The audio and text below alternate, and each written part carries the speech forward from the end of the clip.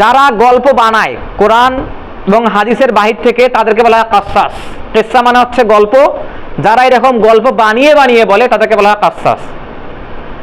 যারা গল্প বানায় তাদের সম্পর্কে আমাদের যারা সাহাবী ছিলেন, যারা সালাফ ছিলেন, তারা বিভিন্ন মূলনীতি বর্ণনা করছেন যে যারা গল্প বানিয়ে বানিয়ে বলে তাদের পরিচিতি আসলে কি, তাদের কাছ থেকে জ্ঞান নেওয়া যাবে কি না, তাদের আসলে ইলমের পরিধি কতটুকু, এই বিষয়ে সালাফগণ বর্ণনা করছেন। যেমন ইবনে আব্বাস রাদিয়াল্লাহু আনহুমা সুনান দারমিতে একটা হাদিস আসছে, তিনি বলছেন কুল্লু মা কাসাহুল্লাহু ফিল কুরআন হাক্কুন ফিহিল ইযা ওয়াল ইতিবার, যে আল্লাহ সুবহানাহু ওয়া তাআলা কোরআনে যেসব বর্ণনা বলেছেন সেগুলোর মধ্যে উপদেশ আছে এবং শিক্ষণীয় বিষয় আছে।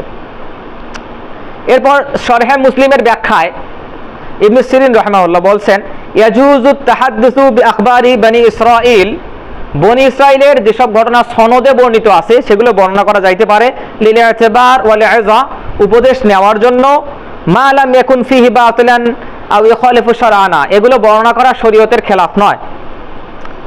আবার জামিউল বায়ানে ইবনে আব্দুল বার তিনি একটা কথা বলছেন এখানে লা ইয়াখুদুল ইলমা মিনাল কাসাস, যে এই যারা কাসাস, যারা ঘটনা বানিয়ে বানিয়ে বলে, গল্প বানিয়ে বানিয়ে বলে, তাদের কাছ থেকে কোনো ইলম নেওয়া যাবে না। কারণ আপনি যখন মিডিয়ার বক্তাদের ওয়াজ শুনবেন তাদের 99% বক্তা মিথ্যা কথা বলে, এমন কোনো ঘটনা বলবে যেটা ইসরায়েলি বর্ণনাতেও নাই, এমন ঘটনা বলবে যেটা কোরআন হাদিসে কোথাও নাই, তো তাদের কাছ থেকে ইলম নিতে আমাদের নিষিদ্ধ করা হয়েছে। এরপর বলা হয়েছে আসহাবুল কাসাসি ইয়াজলিসু আলা রিয়াই ওয়াল বিদআহ, যে যারা এই গল্প বানিয়ে বানিয়ে বলে তারা লোক দেখানো ইবাদত করে, ওয়াল বিদআহ, এবং তারা বিদআত করে।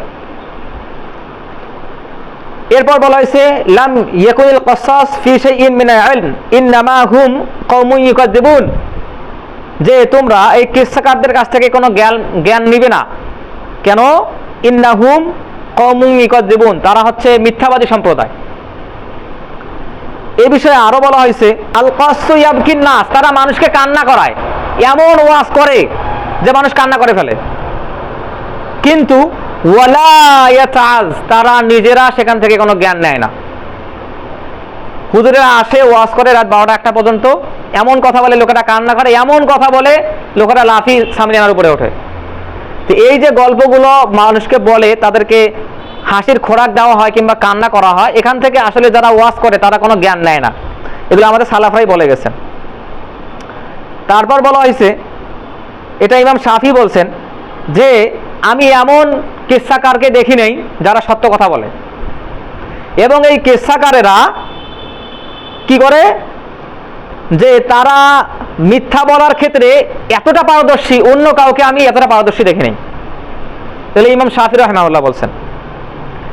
আবার বলা হয়েছে যে ক্বালা আহমদ ইবনে হাম্বল রাহিমাহুল্লাহ বলছেন আ'লামু ফিল কাসাসি সাদিকান, যে আমি এমন কোন গল্পকার দেখি নাই যিনি সত্যবাদী। এজন্যই আমাদের সালাফগণ বলছেন যে মানুষের ভিতরে সত্য গল্পকারদের খুব অভাব, সত্য গল্পকারের প্রয়োজন।